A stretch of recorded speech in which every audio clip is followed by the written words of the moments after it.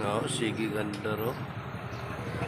So, sige ganda na itong tubig, itong subayon ni asa napita ng leaking ani. Ano ba kayo dakuan na niya itong bayro nun 1.8. So asam ini subayon sinaran din niya anong sige ni dako kay bayro nun na sa baa sa daning. So uman ni paano ba mag-check ng tubig nyo pag malaki yung bill nyo? So ito ang gawin natin, hanapin na saan tagas. So medyo malayo din sa bahay namin pero maraming water pipeline no naka ano sa mga bahay-bahay.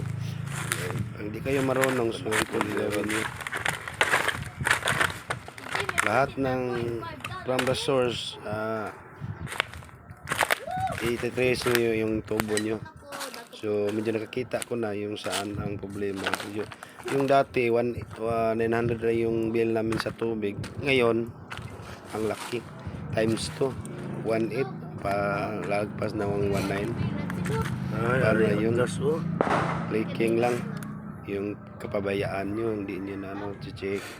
Bayad na bayad kayo yun, check na wala pa na damage pa lang yun.